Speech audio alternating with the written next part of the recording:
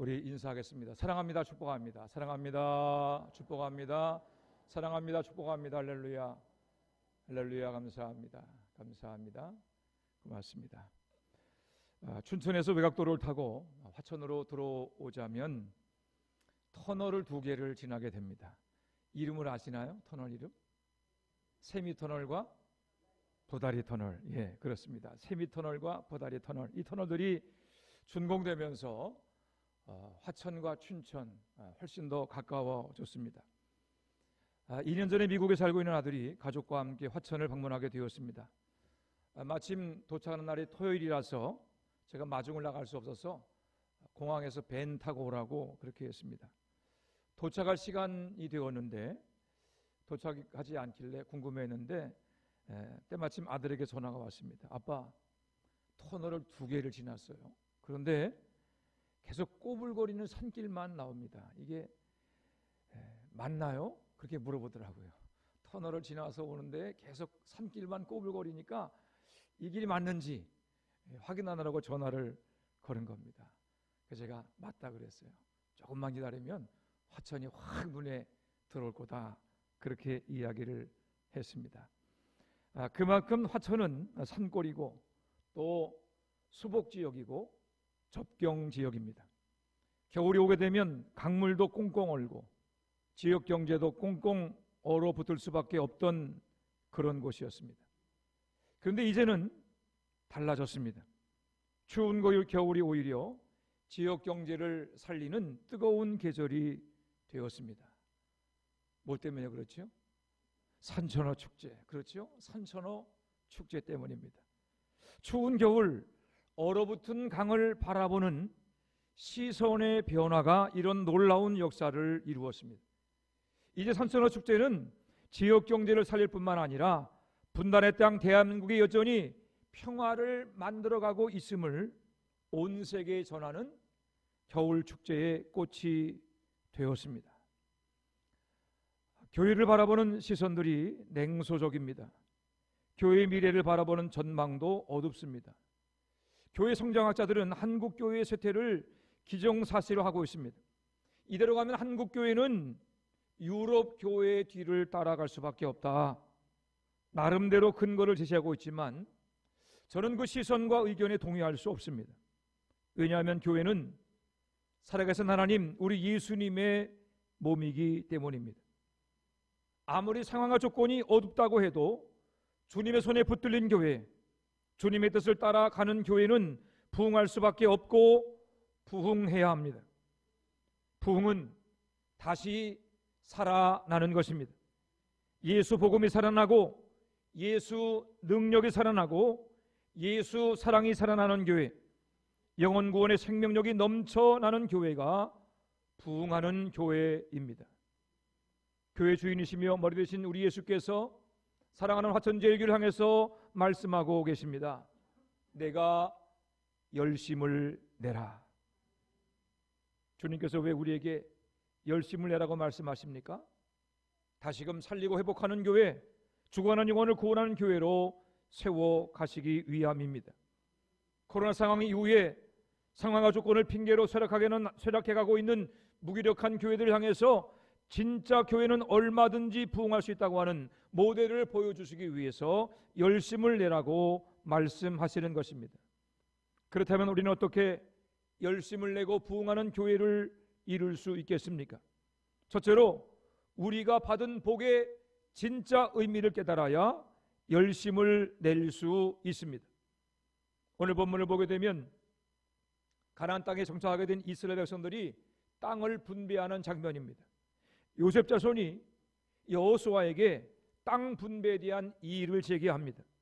자신들은 하나님의 복을 받아서 큰 민족을 이루게 되었는데 땅을 한 몫만 주는 것은 불합리하다라고 하는 그런 항의를 한 것입니다. 우리 여호수아서 17장 14절 말씀을 함께 읽어보겠습니다.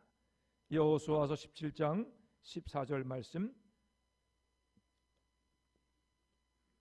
함께 읽습니다. 시작. 요셉 자손이 여호수아에게 말하 이르되 여호와께서 지금까지 내게 복을 주심으로 내가 큰 민족이 되었거늘 당신이 나의 기업을 위하여 한 제비 한 분깃으로만 내게 주심은 어찌함이니까 하니 여호와께서 내게 복을 주심으로 내가 큰 민족이 되었거늘. 요셉 자손은 자신들이 이처럼 큰 지파를 이루게 된 것은 하나님께서 복을 주셨기 때문이다 라고 말하고 있습니다. 우리가 이처럼 복을 받아서 큰 지파를 이루었으니 많은 사람들이 살기에 알맞은 땅을 더 달라라고 요구한 것입니다. 요셉 자손의 요구가 틀린 것은 아닙니다. 하지만 이들은 하나님 주시는 진짜 복이 무엇인가를 잘 알지 못하고 있었습니다. 요셉 자손은 백성이 많아지는 것이 복이라, 백성이 많아졌으니 그 숫자에 맞는 넓은 땅을 받아야 한다고 생각하고 있었습니다. 더 많은 땅을 요구하는 요셉의 자손들을 향해서 여호수아가 이렇게 말합니다. 너희가 큰 지파가 되었으니 삼림으로 올라가라. 그 땅을 개척하라. 그 땅이 내 것이 되리라. 내가 너희 이방인을 쫓아내고 그 땅을 차지하게 될 것이다.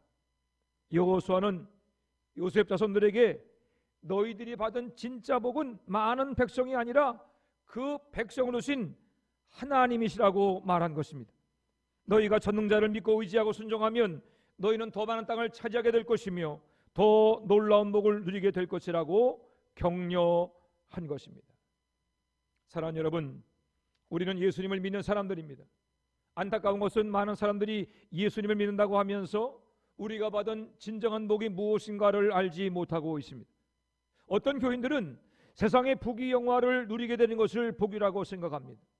더 많은 것을 가지고 더 많은 것을 누리고 오래 건강하게 사는 것을 복이라고 생각하기도 합니다.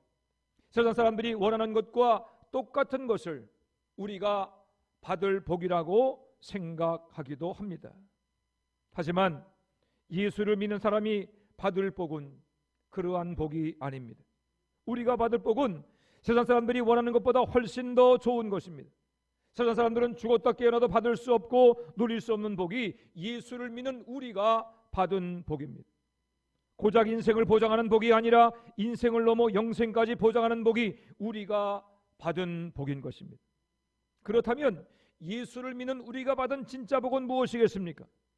요한복음 1장 12절입니다. 영접하는 자 곧 그 이름을 믿는 자들에게는 하나님의 자녀가 되는 권세를 주셨으니 아멘. 예수님은 우리가 예수님을 믿을 때 받은 복이 무엇인가를 이 한 말씀으로 정리해 주셨습니다. 우리가 받은 진짜 복은 하나님의 자녀가 되는 권세입니다. 전지전능하신 하나님께서 우리의 아버지가 되신다. 그것이 우리가 받은 최고의 복인 줄로 깨닫게 되시기를 바랍니다. 아니 도대체 하나님이 우리 아버지가 되신 것이 무슨 최고의 복이 될 수 있겠는가, 그렇게 생각하는 분도 있을 것입니다. 그러나 여러분, 재벌을 부모로 둔 사람, 높은 지위에 부모를 둔 사람, 높은 지위에 부모를 둔 그런 사람들을 주변의 사람들이 부러워합니다. 아버지가 높은 사람이고 재벌이니까 너무너무 좋겠네. 당신들은 복을 받았네. 우리가 그렇게 말하지 않습니까? 세상의 재벌이나 높은 사람을 부모로 둔 사람도 복을 받았다고 부러워한다면 전지전능하신 하나님이 아버지가 되신다고 하는 것은 더 놀랍고 위대한 축복인 것입니다. 천지만물을 창조하신 하나님 아버지께서 우리의 모든 것을 책임져 주실 것입니다.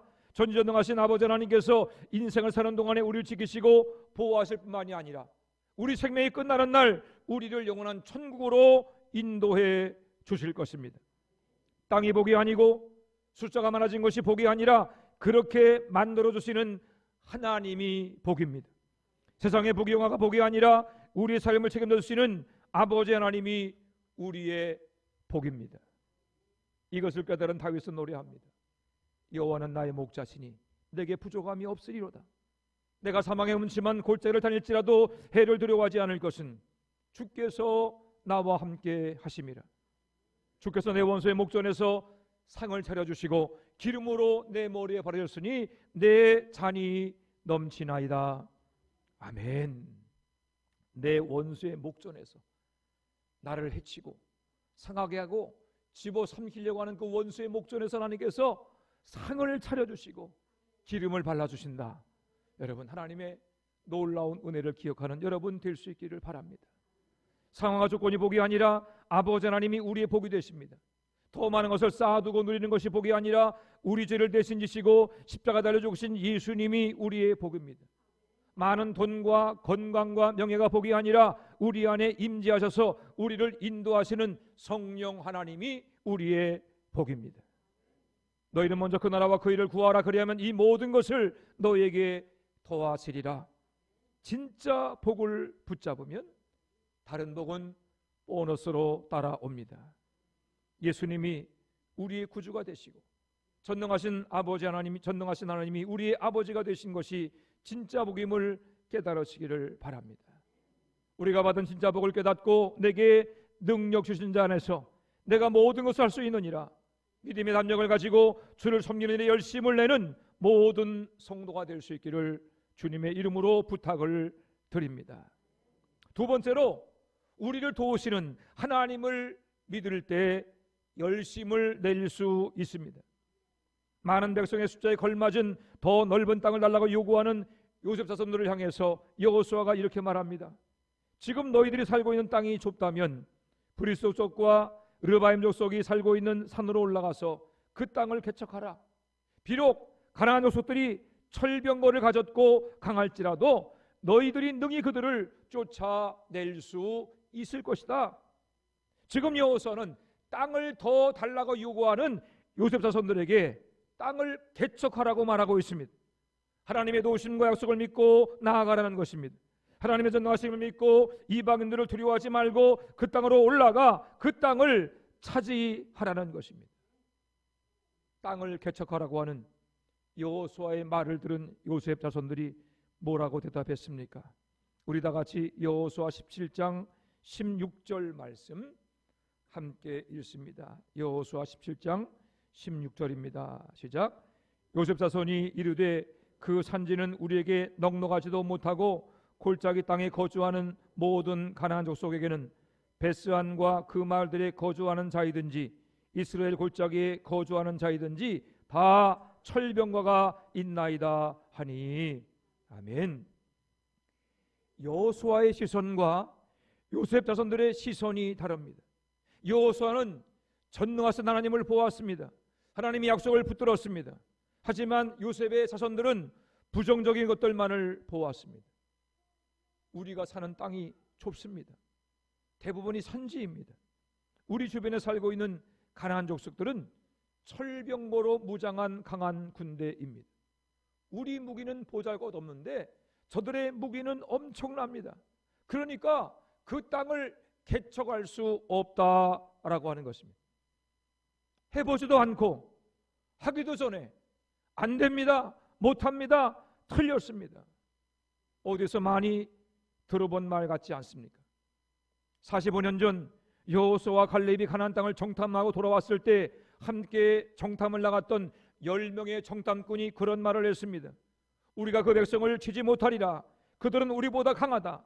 거기서 본 모든 백성은 신장이 장대하고 그들에 비하면 우리는 메뚜기와 같으니 우리는 그 땅을 차지하지 못하게 될 것이다.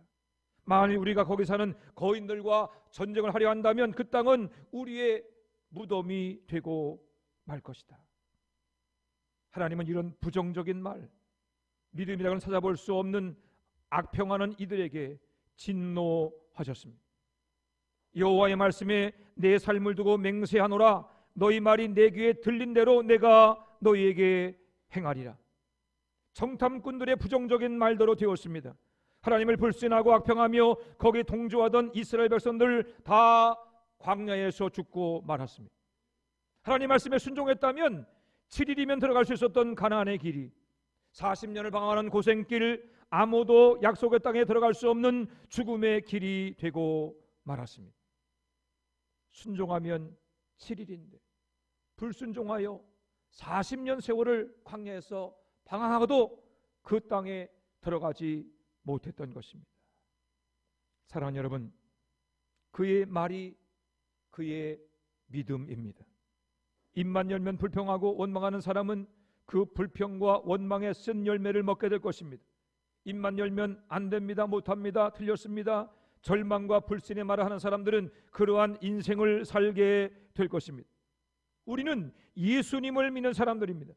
전능하신 하나님께서 내 아버지가 되심을 믿는 사람들입니다. 아무리 작고 철없는 아이도 든든한 아버지가 등 뒤에 있으면 동네 형들을 두려워하지 않는 법입니다. 하물며 천지를 창조하신 전능하신 하나님께서 우리의 아버지가 되시는데 우리가 무엇을 두려워하겠습니까? 우리에게 불가능한 것이 무엇이겠습니까? 믿음이란 시선을 바꾸는 것입니다. 상황과 조건을 바라보지 않고 십자가를 바라보는 것입니다. 어렵고 힘든 세상, 고난과 격의 파도를 바라보는 것이 아니라 세상보다 크고 고난과 역경보다 위대하신 우리 아버지 하나님을 바라보는 것이 믿음입니다. 진짜 하나님을 믿으면 우리의 말이 달라집니다.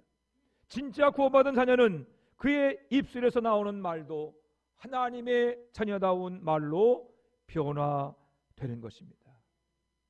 안 됩니다. 못합니다. 틀렸습니다. 불평하고 원망하는 말을 하기 전에 믿음의 주여 온전케 하시는 예수님을 바라보시기를 바랍니다. 어차피 한 번 사는 인생입니다. 불평하고 원망하다가 불평과 원망의 열매를 거두는 불행한 인생을 살지 않게 되기를 바랍니다. 한 번 사는 인생, 이왕이면 우리를 도우시는 하나님을 믿고 내가 개척하리라, 내가 열심을 내리라, 내가 정복하리라 믿음으로 나아감으로 더 풍성한 인생, 더 아름답고 복된 인생의 열매를 거둬가는 여러분 될 수 있기를 주님의 이름으로 축원해 드립니다. 2018년 9월 15일 춘천제일교회를 어떻게든 지켜내려고 했던 감리교인들이 그것을 반대하는 상대 측의 폭력에 의해서 길거리로 쫓겨나게 되었고, 또 연회총 못던 제가 그곳에 쫓겨난 교인들, 그들을 대상으로 파송받게 되었습니다. 첫 번째 예배를 예배당에 못 들어가고 주차장에서 예배를 드리게 되었습니다. 얼마 후에 후평동 향군회관을 임시 예배처소로 사용을 했습니다. 1년 정도 월세를 두고 사용을 했는데 더 이상 기간이 연장이 안 되어서 그곳을 떠나 다른 곳으로 옮겨갈 수밖에 없게 되었습니다. 예배당이 없는 소름, 개척교회 아픔을 그때 깨달았습니다. 저희 부부가 새로운 예배소설을 찾기 위해서 이제 준비하는 과정 속에서 함께 기도했습니다. 하나님, 이렇게 예배당에 쫓겨나서 들어가지 못하는 것도 억울한데 초라한 곳으로 이사 가기는 싫습니다. 우리를 비웃고 조롱한 사람들의 입을 막을 수 있도록 엘리베이터가 있는 곳, 화장실을 단독으로 사용할 수 있는 곳, 그리고 밝고 깨끗한 곳으로 인도해 주옵소서. 그렇게 기도를 시작했습니다. 조건이 뭐예요? 엘리베이터가 있어요. 왜냐하면 연세 드신 분이 있으니까 계단을 오르내기 어렵잖아요. 그래서 엘리베이터가 있어야 됩니다. 그 다음에 단독으로 화장실을 사용할 수 있어야 됩니다. 상가는 보통 여러 집이 함께 쓰거든요. 그러면 관리하기 어려워지니까 이왕이면 단독으로 화장실 쓰게 해달라고 했고, 세 번째로 밝고 깨끗한 곳으로, 칙칙한 그런 곳이 아니라 그냥 환한 곳으로 좀 예배당을 옮기게 해달라고 기도했습니다. 그리고서 후평동 주변에 그 상가 건물들을 알아보기 시작했습니다. 생각보다 비싸더라고요. 뭐 자그마한 사무실 공간도 월세가 100만 원 넘어가는 곳이 많이 있었습니다. 그래서 다들 그랬습니다. 목사님, 우리 교회 형편으로 엘리베이터가 있고 단독으로 화장실을 쓰고 깨끗하고 밝은 곳으로 가는 것은 어려울 겁니다. 안 될 겁니다. 그렇게 말하는 분들이 많이 있었습니다. 월세가 100만 원 이하인 상가는 대부분이 오래되어서 낡은 것들이고, 그리고 계단이 있어서 오르내리기 불편했습니다. 그만한 가격에 그만한 공간도 감지덕지였지만 그래도 기도한 것이 있기 때문에, 제 마음이 허락치 않았기 때문에 계속 기도하며 찾았습니다. 상황과 조건은 낡은 사무실이라도 들어가던 형편이었지만 그래도 끝까지 포기하지 않고 하나님 붙들고 때를 쓰며 기도했습니다. 하나님, 엘리베이터가 있어야 됩니다. 단독으로 화장실 쓸 수 있어야 됩니다. 깨끗하고 밝은 건물이 되어야 됩니다. 그렇게 기도하면서 춘천 시내를 헤매기 시작했습니다. 다녀보면 다녀볼수록 눈에 드는 건물이 있는데 너무 비싼 거예요. 그래도 기도할 수밖에 없었습니다. 그런 어느 날 춘천 운교동의 Y신협의 건물에 새들어 있던 강원 CBS가 청사를 새로 건축해서 이사 간다는 소식을 듣게 되었습니다. 함께 예배하던 춘천제일교회 교인들 중에 Y신협 감사가 있었고 이사도 있었습니다. Y신협 측과 이런저런 상의를 하는데 그 신협 측도 우리 사정을 이해해주고 생각보다 훨씬 저렴한 월세로 거의 100평에 달하는 그 건물 4층 전체를 예배당으로 사용할 수 있도록 해 주셨습니다. 아버지 하나님께서 기도한 것보다 더 좋게 응답해 주었습니다. 엘리베이터가 있었습니다. 단독 화장실도 있었습니다. 사방벽이 창문이어서 4층이니까 경치도 좋고 아주 밝고 깨끗한 공간이었습니다. 예배당으로 사용할 장소도 100여 명 이상이 모여 예배할 수 있을 만큼 넉넉한 공간이었습니다. 하나님께서는 보너스로 교회 식당과 사무실, 유아실로 사용할 수 있는 공간과 전용 주차장까지 달린 넉넉하고 깨끗한 건물을 예배당으로 허락해 주셨습니다. 여러분, 그런데 예배 공간만 있으면 되나요? 뭐가 있어야 되지요? 그 안에 채워놓을 성구도 필요하잖아요. 또 장의자도 필요하잖아요. 그것만 하더라도 2, 3천만 원 이상은 좋게 들어가야 됩니다.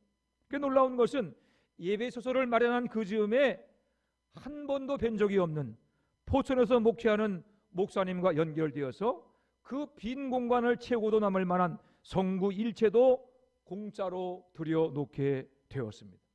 순식간에 번듯한 예배당이 되었습니다. 여러분도 아마 그 CBS가 들어있던 운교동 Y신협 건물 아는 분 계시죠? 네, 아마 아는 분 계실 겁니다. 거기 4층 전체를 저희가 예배당으로 사용하고 있었는데 여러분 그때 월세를 얼마 낸 줄 아세요? 100평이 넘는 건물인데 대략 알아맞혀 보세요. 얼마쯤 냈을 것 같아요? 네? 47만 876원. 47만 876원. 100평 넘는 깨끗한 건물을요. 그렇게 저희가 사용했습니다.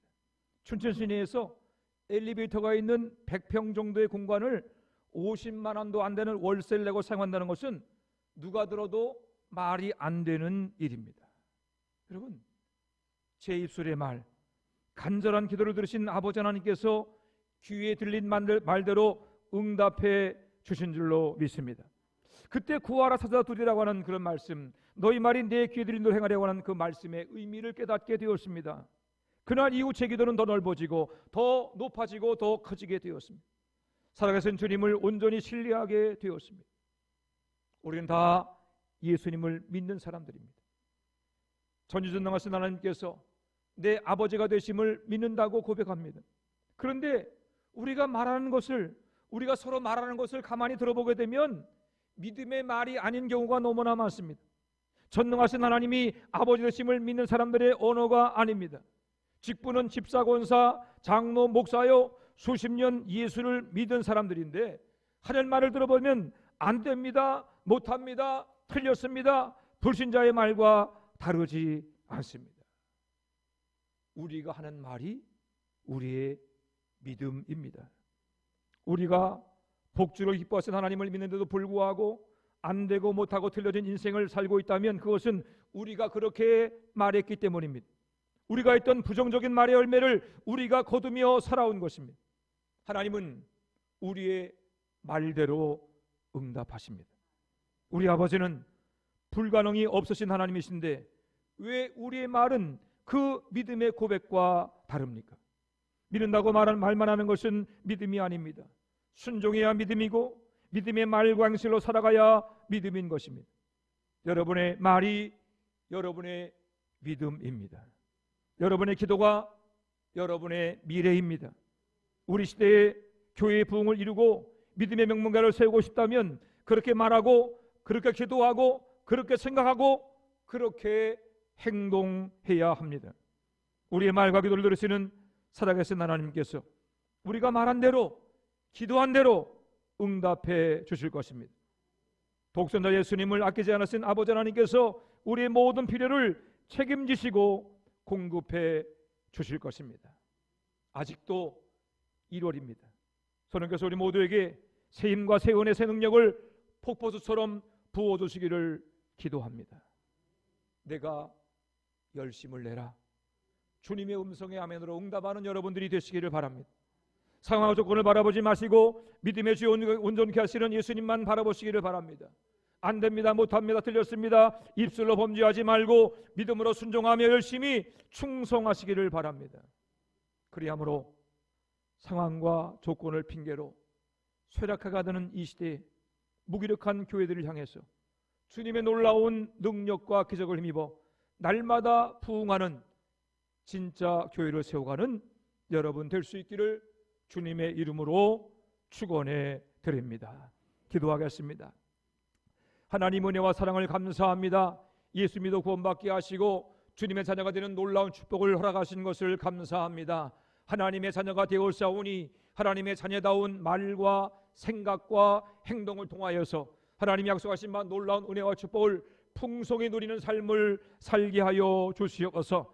상황과 조건에 위축되어서 할 수 없다고만 하지 않게 도와주시옵시고 믿음의 주여 온전케 하시는 예수님만 바라보게 하여 주시옵시고 우리 가운데 역사하시며 때를 따라 은혜 부어주시는 성령님의 인도하심에 순종함으로 날마다 주의 뜻을 이루어가는 하나님 기뻐하는 하늘 영광 보는 교회가 되게 하시기를 간절히 바라고 원합니다.